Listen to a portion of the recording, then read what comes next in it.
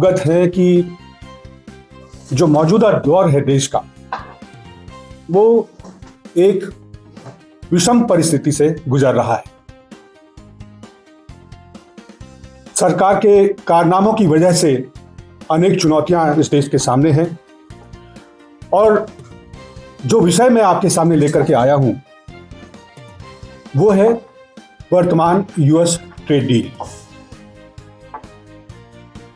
क्या इसका परिणाम होना है देश के ऊपर, झारखंड राज्य के ऊपर, जो खनिज संपदा, संसाधन, फॉरेस्ट प्रोडक्ट जिससे उसकी अर्थव्यवस्था चलती है। मैं आपसे एक प्रेस स्टेटमेंट साझा करूंगा, मैंने ऑलरेडी दिया हुआ है, जिसमें आपको विस्तार से सारी जानकारी दी हुई है, कुछ नोट करने का जरूरत नहीं होगा। और मैं 10 मिनट में संक्षेप में आपको समझाऊंगा कि माजरा क्या है, क्योंकि जो हो रहा है मुझे पूरा विश्वास है कि आप भी महसूस करते हैं कि कुछ रहस्यमय हो रहा है।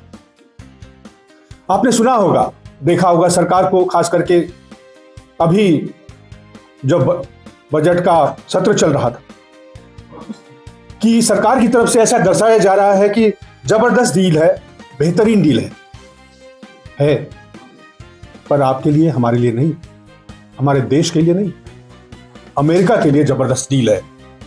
तो फिर सवाल उठता है कि आखिर अमेरिका के पक्ष में यह जबरदस्त डील क्यों किया गया। तो जवाब मिलता है, ऐसा अंदेशा है कि सरकार की कोई मजबूरी है। और जो दो प्रत्यक्ष मजबूरियां सामने नजर आती हैं, एक वो जो सनसनीखेज खुलासा, जो स्कैंडल है एप्स्टीन फाइल का, जिसमें मोदी जी और उनके मंत्रियों का नाम आता है, और दूसरा देश के जो सबसे बड़े उद्योगपति हैं, सरकार के चहेते उद्योगपति अदानी जी का, उनके ऊपर यूनाइटेड स्टेट ऑफ अमेरिका के जस्टिस डिपार्टमेंट का कस्ता शिकंजा। तो सबसे पहली बात जो मैं करता हूं कि आखिर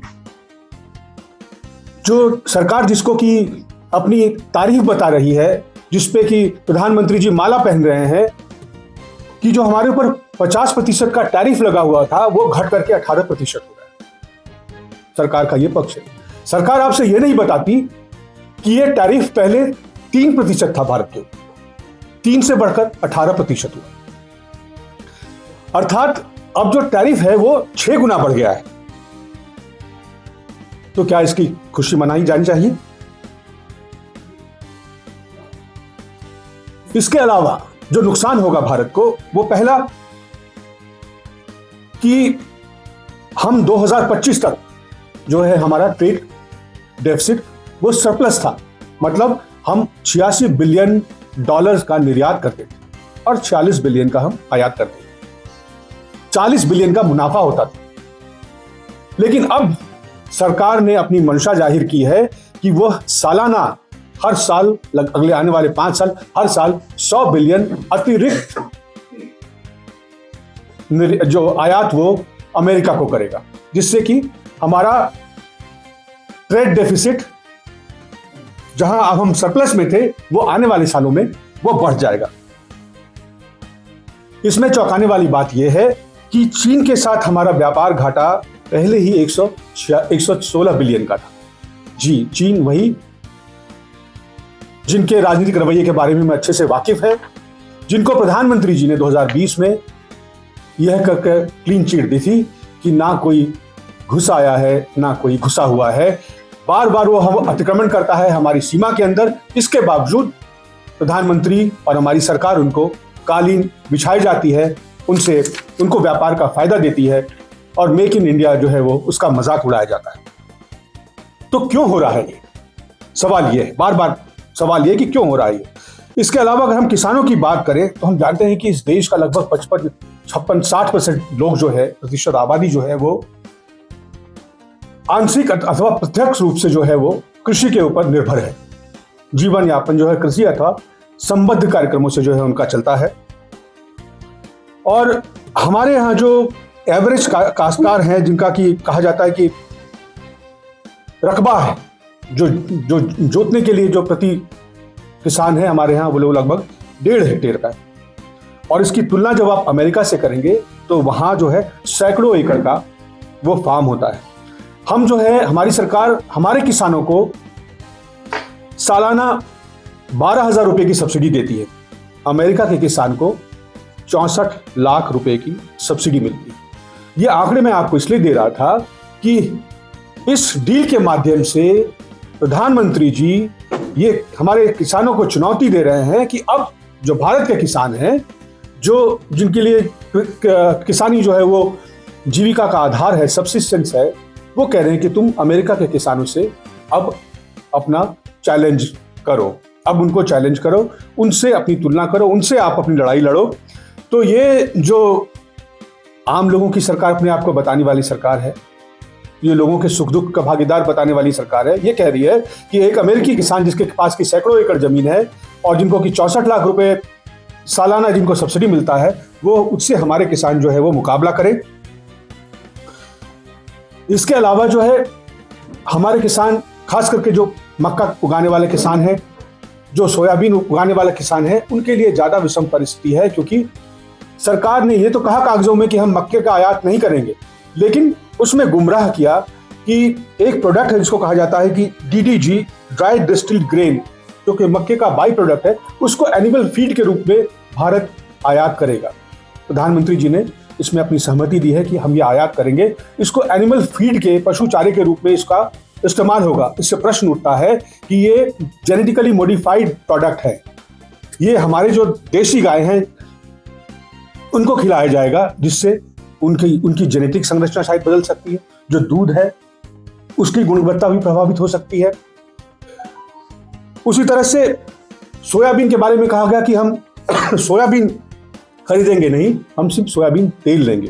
तो सवाल है कि जो हमारे यहाँ महाराष्ट्र के, तेलंगाना के, कर्नाटक के, मध्य प्रदेश के सोयाबीन उत्पादक हैं, कृषक हैं, वो बेचारे क्या करेंगे। जब से ये खबर आई है मैंने पता किया कि सोयाबीन प्राइस जो मार्केट में जिसका MSP 5300 रुपये है, वो कहीं 5,000 होता था, घट करके 4200 रुपये हो। कपास की बात मैं आपको बाद में बताता हूं। इसी तरह से जो कपास के किसानों की बात है, तो कपास के किसान जो हैं वो 18% टैरिफ है हमारे ऊपर, टेक्सटाइल के ऊपर, लेकिन बांग्लादेश जो है वो उसके ऊपर अमेरिका ने 0% टैरिफ कर दिया है। तो सवाल है कि बांग्लादेश को किया है तो उससे हमें क्या तकलीफ हो रही है। तकलीफ इसलिए है कि जो हमारा कपास का सारा उत्पादन था उसका 75% जो है वो बांग्लादेश खरीदता था। तो जो हमारे उत्पादक हैं अब वो बेचारे क्या करेंगे, क्योंकि जिसको जो 75% खरीद रहा था उसको अगर 1/3 मूल्य पे वो मिल रहा है, अगर वो 0 टैरिफ पे अमेरिका से मिल रहा है, तो वो अपने यहाँ से क्यों खरीदेगा, वो तो वहां से खरीदेगा। और उस पर से ट्रंप साहब ने धमकी दी है कि अगर बांग्लादेश ने भारत से खरीदा तो उनके ऊपर भी 25% का टैरिफ लगा देंगे। तो हमारे किसान कहाँ जाएंगे। पहले से ही कपास के किसान वो आत्महत्या कर रहे हैं। क्या मोदी जी की जिम्मेवारी नहीं कि उनकी रक्षा करें। और आप ये समझिए कि भारत जो है वो अमेरिका से 2 गुना कपास का बेल जो है वो उसका उत्पादन करता है। हमारे यहाँ 29 मिलियन बेल जो है 29 मिलियन बेल्स हम उत्पाद करते हैं, और यूएस अभी ये 25-26 का आंकड़ा है, और जो अमेरिका का उत्पादन का लक्ष्य है वो है 14 मिलियन। तो अमेरिका जो हमारा जो 75% खरीदता था वो हमसे नहीं खरीदेगा, तो अमेरिका से खरीदेगा। हमारे लोग कहाँ जाएंगे। क्या आप इस स्थिति की परिकल्पना कर सकते हैं कि क्या हाहाकार होगा, कि क्या मारकाट होगा, कहाँ जाएंगे लोग, कौन उनकी सुरक्षा करेगा। क्या सरकार की जिम्मेवारी नहीं है। इसी तरह से इंडस्ट्री को लेकर के मशीनरी खरीदने को सरकार ने कह दिया, कोकिंग कोल खरीदने को कह दिया। कोकिंग कोल तो हमारे यहाँ उसका उत्पादन होता है, यहाँ से निर्यात होता है, तो अन्य राज्य खरीदते हैं। अगर अमेरिका से वो अच्छी गुणवत्ता का और सस्ता मिलेगा तो यहाँ से कौन खरीदेगा, किसका नुकसान होगा, राज्य को राजस्व कहाँ से आएगा। क्या इन सवालों से पहले मोदी जी ने राज्यों से बात की, विपक्षी राज्यों से बात की, अन्य दलों से बात की, क्या अपने राज्यों से बात की। बिना किसी बात के आखिर कौन सा दबाव है, क्या मजबूरी है। और सबसे बड़ी बात है कि जब मशीनरी बाहर से आएगा तो जो हमारे यहाँ के लोग हैं, जो एमएसएमईज हैं, उनका प्रोडक्शन कहाँ जाएगा? जो रोजगार मिलता है जहां से, पिछले 11 सालों में अनुमान है कि करोड़ों रोजगार चले गए। वो डिमोनेटाइजेशन की वजह से हो, गलत जीएसटी इंप्लीमेंटेशन की वजह से हो, और अब उसके बाद ये। तो सवाल ये सरकार से कौन पूछेगा? और जो सबसे बड़ी बात है, जिसको कहते हैं हम देश की सोवरेनिटी, संप्रभुता, कि हम क्या करेंगे ये हमें बाहर वाला नहीं बताएगा। लेकिन हो क्या रहा है? अमेरिका के राष्ट्रपति ने कहा कि मोदी जी, आप रूस से तेल आयात मत करिए। अगर आपने तेल आयात कर लिया तो हम आपके ऊपर 25% टैरिफ लगा देंगे, जो अभी हटाया है। तो हम जो 40% सस्ता तेल रूस से मिल रहा था, वो हमने कमिट कर दिया कि हम वहां से नहीं खरीदेंगे, हम वेनेजुएला से खरीदेंगे। क्यों? क्योंकि कोई मजबूरी है जिसके बारे में हमें नहीं पता। सरकार ने कमिट कर दिया कि वो वेनेजुएला से तेल खरीदेगी सस्ता, और जो हमारे यहाँ के प्रमुख व्यवसायी है उनको लाइसेंस भी दिए जाने की ऐसी खबर आई है। तो सवाल ये है कि सरकार यहाँ हमारी कौन चला रहे हैं? नरेंद्र मोदी चला रहे हैं या डोनाल्ड ट्रंप चला रहे हैं? अगर नहीं तो कहते क्यों नहीं कि ये जो बातें आ रही हैं ट्रेड डील के फ्रेमवर्क के रूप में, ये बातें गलत हैं? क्योंकि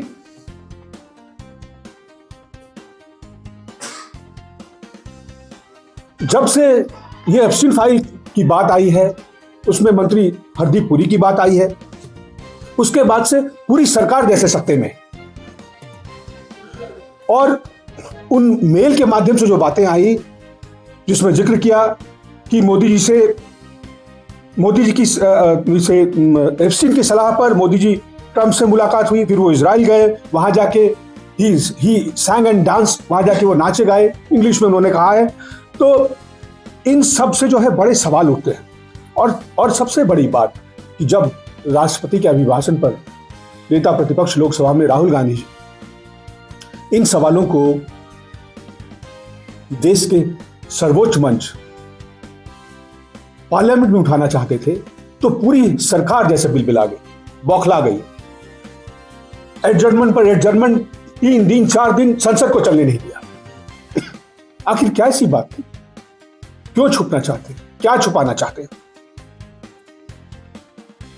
प्रधानमंत्री जी एक शौचालय का भी अगर उद्घाटन करना होता है तो किसी और को नहीं कहते, खुद जाते। रेल को झंडी दिखानी होती है तो मंत्री को रोक देते, कहते कि मैं करूंगा। और पुल और सड़क की तो बात छोड़ दीजिए, रोज कहीं ना कहीं भाषण दे रहे होते, रोज विपक्ष को कोस रहे होते। कल भी असम में थे, कल भी वहां की दुर्दशा के लिए आज 10 साल के बाद वो कांग्रेस को दोष दे रहे हैं। क्यों अपना मुंह नहीं खोल पा रहे हैं? ट्रंप की बात पर क्यों जवाब नहीं दे पा रहे हैं? ट्रेड डील के ऊपर क्यों छुपते फिर रहे हैं? सरकार क्यों सत्ते में है? क्या छुपाया जा रहा है? आपके माध्यम से मैं 4 सवाल पूछना चाहता हूं सरकार से कि क्या इस डील से पहले विपक्ष से, विपक्षी राज्यों से क्या कोई परामर्श किया गया? नहीं तो क्यों नहीं? क्या संसद का जो दूसरा पक्ष है, वो जो 9 मार्च से शुरू हो रहा है, क्या उसमें सरकार इस मसौदे के बारे को सार्वजनिक करेगी? तीसरी बात कि किसानों, मजदूरों और छोटे उद्योगों के हितों की रक्षा के लिए सरकार क्या उपाय कर रही है? और चौथा, जो यहाँ के लिए, आपके हमारे लिए सबसे अहम है, कि झारखंड जैसे खनन आधारित राज्यों के लिए क्या विशेष प्रावधान है? क्योंकि अगर ये डील आगे रहता है इस तरह से, सरकार के मनमाने तरीके से, मोदी जी के सरेंडर करने की वजह से, तो भारतीय मवेशियों को जो जेनेटिकली मॉडिफाइड चारा खिलाया जाएगा, उससे हमारे मवेशियों का जीन और दूध की गुणवत्ता वो प्रभावित होगी। हमारे जो मध्य प्रदेश, महाराष्ट्र, राजस्थान के सोया किसान हैं, उनके हितों की रक्षा कौन करेगा? अगर आप अमेरिकी उत्पादों का इंपोर्ट बढ़ा रहे हैं, अगर उन्हें आप खुली छूट दे रहे हैं, अगर आप उनको 0 टैरिफ दे रहे हैं, जो कि पिछले दिनों 100% होता था, 100% को आपने 0 कर दिया और माला पहन रहे हैं, मतलब शर्म आनी चाहिए। तो उससे जो हमारे उद्योगों की तबाही होगी, जो घरेलू इंडस्ट्रीज हैं वो बंद होंगे, जो बेरोजगारी होगी उसको आप कैसे रोकेंगे? और चौथा जो सवाल है वो कि अमेरिका के तमाम मंत्री, राष्ट्रपति, वो घूम घूम कर सारे आम ऐलान कर रहे हैं कि भारत से जबरदस्त डील हुआ है, जो कि वहां के किसानों के लिए बहुत खुशहाली की बात है, खुशखबरी की बात है। अगर उनके लिए ये खुशखबरी की बात नहीं है और हमारे लिए बुरी खबर नहीं है तो हम इसका खंडन क्यों नहीं करते हैं कि ये हमारे फायदे के लिए है, और कैसे ये हमारे फायदे के लिए क्यों नहीं बताते, क्यों सरकार मौन है? मैं आपसे अनुरोध करूंगा कि इन महत्वपूर्ण प्रश्नों को आप जनता के बीच ले जाएं, इन्हें प्रमुखता से दिखाएं। आप सबका बहुत बहुत धन्यवाद। आपके